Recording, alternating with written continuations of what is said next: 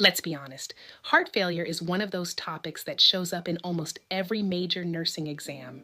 Yet many students still struggle to fully understand the difference between left-sided and right-sided heart failure.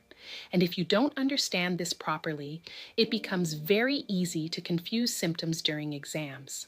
So in this video, we are going to break it down step by step in a very simple and structured way, not just memorizing symptoms, but actually understanding what is happening inside the body. We'll go through the basic concept, left-sided heart failure, right-sided heart failure, and how to answer NCLEX-style questions correctly. Before we go into the differences, you need to understand this key foundation. The heart is divided into two sides. The left side of the heart is responsible for pumping oxygen-rich blood to the rest of the body. The right side of the heart is responsible for receiving oxygen-poor blood from the body and sending it to the lungs. So in simple terms, left side works with the lungs, right side works with the rest of the body, and when either side fails, blood and fluid begin to back up in a specific direction. Now let's focus on left-sided heart failure. When the left ventricle is unable to pump blood effectively, blood begins to back up into the pulmonary circulation, meaning the lungs. And this leads to fluid accumulating in the lungs, which directly affects breathing. So what symptoms will you see? Shortness of breath, especially during activity, and difficulty breathing when lying down, known as orthopnea.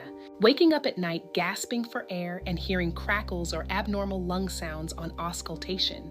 In severe cases, you might even see pink frothy sputum due to significant fluid in the lungs. So the key idea here is left-sided heart failure equals lung congestion, which means breathing problems.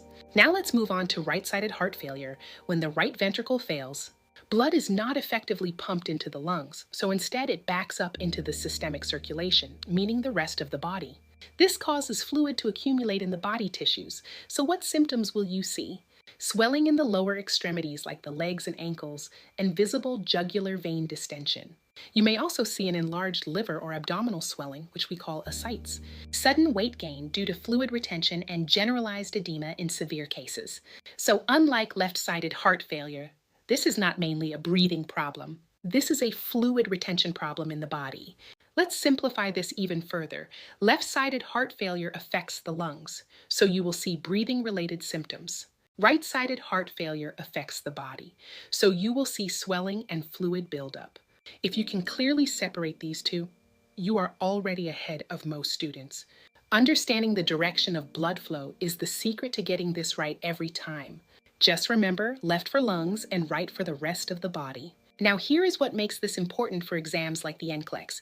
They are not just testing if you memorized symptoms. They are testing your ability to think critically. So when you see a question, don't rush to memorize. Instead, ask yourself, where is the problem happening? Is this a lung problem or a systemic fluid problem?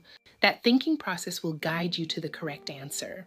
Here's a quick memory trick you can use. Left side equals L for lungs and right side equals R for rest of the body. So anytime you see breathing symptoms, think left side. Anytime you see swelling, think right side. This is not just theory, this is something you will see in clinical practice. As a nurse, recognizing these symptoms early can help prevent complications and improve patient outcomes. Your assessment skills are the first line of defense for your patients. This topic may feel confusing at first, but once it clicks, it becomes one of the easiest and most predictable topics in nursing. Keep practicing and it will become second nature to you. If you want more simplified breakdowns like this, pass your next exam using RN and LVN refresher online help from GabNic Excelsior Nursing Tutoring Center. We help you understand the concepts deeply so you can confidently answer any question. Subscribe and follow for more nursing tips. See you in the next lesson.